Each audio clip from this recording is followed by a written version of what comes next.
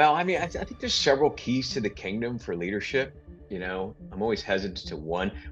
First of all, the problem with giving somebody one is it can imply to somebody there's a magic bullet for leadership. I think leadership's just hard work, right? If I had to give one, I would say be emotionally intelligent. Hey, welcome to the Leadership Loading Podcast. I'm Jason McClaren, and welcome to our guest, Dr. John Hillen. Hi, good to see you, Jason. Thanks. Nice to have you today. So today we're going to talk a little bit about your background and what you've done in your career, and then we'll talk a little bit about a book you got coming out. So can you start off, tell us a little bit about your military career and what led you to join the military? Yeah, sure. So I come from an Army family. In fact, we're Army back to the Civil War. My father was career Vietnam era guy, multiple combat tours of Vietnam. So I came in during the Reagan buildup in the 1980s. A lot of people don't remember, but Reagan doubled the size of the military in the 1980s. A new strategy to be more firm with the Soviet Union and put pressure on the Soviet Union, which ultimately worked. And so I came in, I was a cavalry officer, and I went stationed in Germany. So I was literally on the Iron Curtain the month it came down. Part of what we did is we patrolled the border between East and West Germany and then Czechoslovakia. So I was there. I was a lieutenant. I had a young captain named H.R. McMaster, who later went on to become a three-star general and the national security advisor to President Trump in his first administration. And then I was also in the middle of Desert Storm, middle of a tank battle down there called the Battle of the 7-3 Sting. There's a bunch of videos about that on YouTube. So I had a action-packed 4 years on active duty, and then I did another 7 years in the reserves as a civil affairs officer on jump status with Special Operations Command. So it was a good run, 4 years active, 7 years reserves. Awesome. Good resume there. And that led you to civil service, assistant U.S. secretary or U.S. secretary? Yeah, that's right. So after the Army, I went back to grad school and became a kind of a strategy expert, a policy expert. I got a couple of advanced degrees in security type things, national security, international relations, focused on military things. I did a degree in war studies in England. We never call it war studies in the US, but the Brits have a great tradition of not budging things. So they offer a degree in war studies. And I wrote then Governor of Texas, a year of the world, then Governor Bush's defense speeches in the 2000 campaign. And when he became president in his second term, I became the Assistant Secretary of State in charge of all the military related things that the State Department does. Awesome. Good deal. And then, so what'd you do after that? I know you're teaching now. So after that, I went into business. I didn't have much experience in business, but I had experience in leadership. I had led in the military, I had led in government service. And so for me, leadership was the constant theme. The details were just different. So in business, it's just different details. But if you think about every organization in the world, whether it's IBM or a 3-person volunteer church choir, only has one thing in common. It's composed of a group of people working together, trying to accomplish something. And so for me, I said, well, I'll be expert in that process of leading people. And then the details are whatever the thing does. It's a business, it's a government agency, it's a military unit. So I went into business, went back to school, got an MBA, and ended up being the CEO of 3 different companies, both public and private. Did an IPO and a bunch of other interesting things. So I had a business career before I, decided to wind it down teaching and giving back. Yeah, I think a lot of military personnel go into that project management field because, like you said, we're very good at making sure we can accomplish a task and seeing the things we need to do to get to that task and reach the goal. I've done a lot of interviews since I got out of the military, and I tell it doesn't matter if it's a higher education college I've worked at, or a hospital, or a just regular service company. I can transition my skills either way. And sometimes that's hard to get across if you're a military personnel and you're doing your first couple interviews out of the service, getting that across to those different companies that, hey, this is what I did. Yeah, it doesn't look like the people you've interviewed before, but I can, get to the goal that we need to get to. Yeah, I think it's a great point, Jason. I tell transitioning vets, and I've talked to a lot from 3-star generals on down about transitioning. I tell them, I said, don't talk about, the actual details of the military stuff because that's not applicable. Just say, you know how to set goals for an organization. You know how to motivate people to want to work together to achieve them. You know how to stay on top of that process and get things done. You show up on time. You're wearing the right gear. You know what the rules are, and you're very comfortable performing with that environment, even under stress.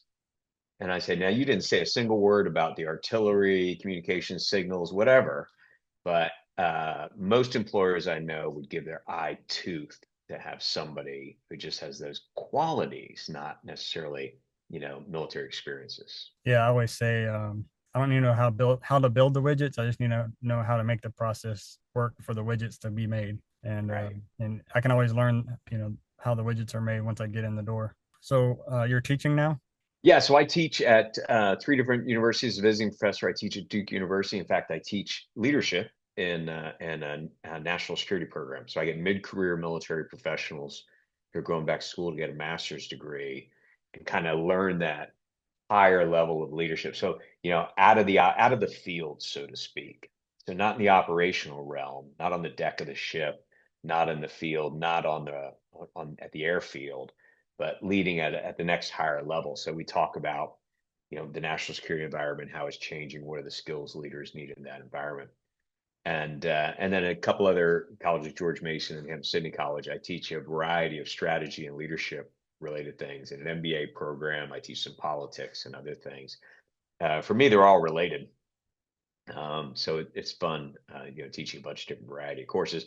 And then whenever I really get, I think what is a decent idea about what I'm teaching, I write it up as a book. Yeah, definitely. I think leadership, politics, management, they're all kind of fall in the same. I like your segue there to the book. So how many books have you written? I know you got a new one coming out. We'll talk about that in a second. Yeah, so I've written 5 books now, or I've co-authored a couple. My first couple were really in international security. I've written a lot of magazine articles. I've done a lot in that space, including I was the military advisor for the original Call of Duty video game series. So I did all the World War II games in that. So I've done a range from very academic books. I wrote a book about the history of UN peacekeeping, right on through to video games, but all related to national security.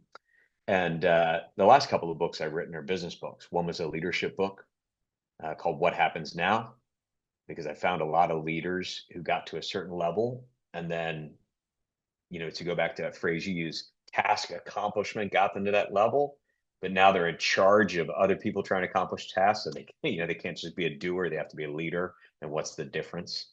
I wrote a book about that, and my new book's about strategy. Awesome. So let's talk about the new book. What's the name of that one? Yes, the new book is called The Strategy Dialogues. And the reason it's called The Strategy Dialogues is I've been teaching strategy now for about 5, 6 years. I have a strategy consulting practice. And when I thought back, strategy is sometimes hard for people to grasp. It's a bit of an unnatural act. I cite this one study that shows that only 4% of executives naturally think strategically. Not the least reason being is kind of a theme of our conversation here is because most executives are focused on getting stuff done. I need to get stuff done. Whereas if you're thinking strategically, you're thinking long range, you're thinking big picture, and you're connecting patterns that are emerging in the universe and seeing how they might affect you. It's a totally different way to think than someone who's in project management or trying to get this done by Friday or get this done by this quarter. So a lot of people aren't called upon to think strategically, and yet every executive knows they're supposed to. So in teaching this skill to the other 96% of the people over the years, I looked back on when did people get to aha? When did the light turn on in their head? And when were they able to digest the tools and frameworks that business strategists use to solve problems? And it was when it was in a conversation. We were going back and forth and back and forth and back and forth. And so I wrote up the basic curriculum of business strategy, strategic management as a series of imagined dialogues between real people with real problems, just talking it out. And then I weave in like whiteboard moments. So every chapter has illustrations and whiteboard moments and then summaries at the end and all the rest. So, I borrowed this technique from Socrates, right? I mean, this is the Plato's famous dialogues, but this is how people learn complex ideas. they wrestle with them and they talk it out together. So that's why the book's called The Strategy Dialogues. It's basically a greatest hits basic business primer. If you have to have one book for the basics of business strategy, strategic management, this would be it. That's awesome. We'll put the link in the show notes below. But yeah, I think you kind of talked about different levels of people in leadership, and I think you kind of have this like tactical level, you have the implementation level, then you have the strategic level, and so you have to learn as a strategy person, how to get those people below you to do what they need to do. And so studying books like this and doing that helps you level up and get into that mindset so that you're able to not have to actually guide people and for lack of a better term, micromanage people. Right. You're able to build that strategy out and explain your vision. Yeah, that's right. Eisenhower said leadership's a two-part formula. The first part is deciding what direction you want the organization to go. The second part is convincing everybody to work together to accomplish the stuff needed to get it there. But that first part, like, where are we going? What is this thing? Wherever we work, what does it look like? What does it look like in 5 years? How will I know it when I see it? Why are we going to change over those 5 years? How are we going to keep score? Who's going to do what on the journey of change? And once we're there, why would that be a better place in 5 years than if we had just stayed and done everything exactly the same? That's the art of strategy. And then putting all that together into a game plan and a blueprint. And then, oh, guess what? The weather changes along the way, having to modify and adjust. So it's a very different, it's literally in your brain. It's a different part of your brain. It's the right side of your brain, which is your more creative part of your brain, rather than the left side, which is the processing of data, doing analysis, getting things done part of your brain.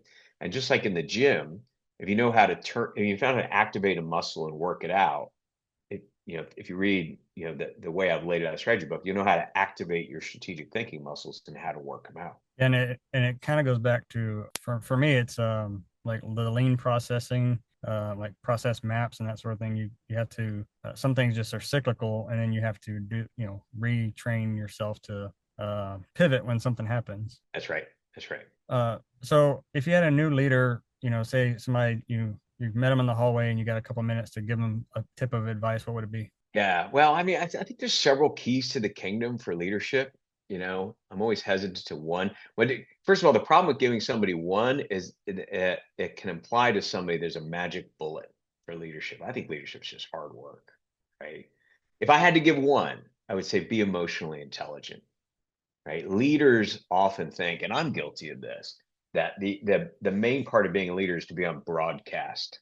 Let me talk. You will listen. I am the leader. Right? There's that kind of thing. Well, actually, real leadership is having the emotional intelligence to read the room, understand what's going on in the hearts and minds of followers, and then have that conversation and mold it all together into a true team. Right. So being emotionally intelligent and emotional intelligence, just like your IQ, can also be worked on, just like your strategic thinking muscles, right? There are machines in the proverbial gym you could go work out on to build up your emotional intelligence, right? If you need practice in self-regulation, there's a machine for that. If you need practice in social awareness, there's a machine for that. So I think that's the number one thing. There's a couple of other keys to the kingdom. I think it's really important for leaders to study ethics early. I think a good leader is a leader who doesn't just do things right, but does the right things and knowing the difference. In fact, I was going over a case study about baseball and performance enhancing drugs in the 90s and the NFL and concussions with my students. They were really interested, what should leaders have done when they knew that something was wrong and but people didn't want to admit it because the outcomes were so amazing, and like, what's the role? There's no clean answers to that. So I think the more leaders wrestle with that early in a career, that's important.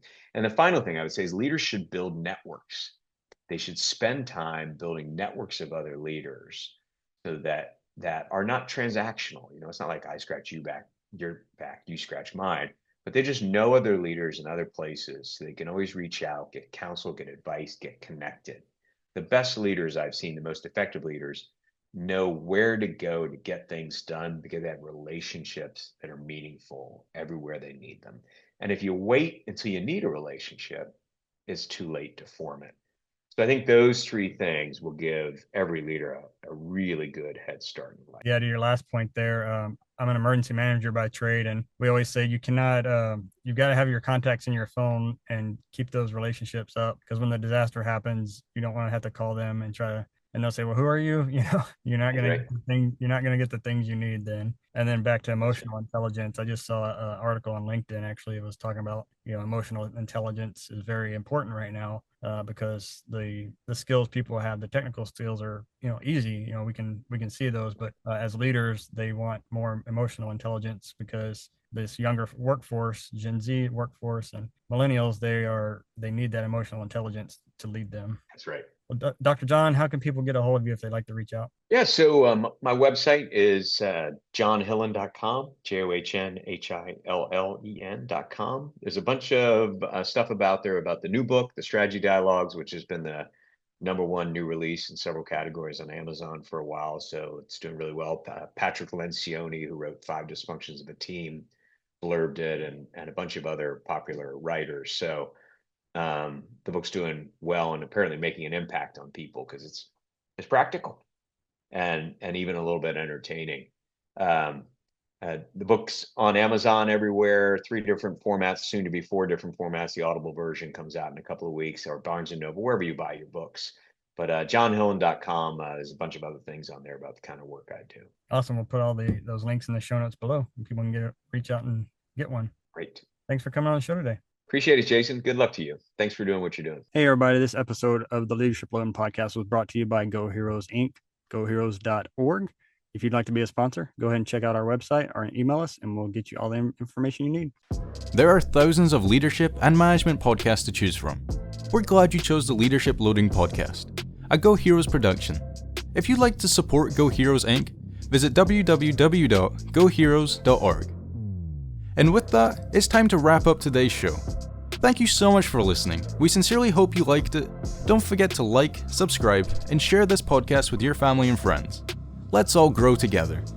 Thanks for listening to the Leadership Loading Podcast. Leadership inspired.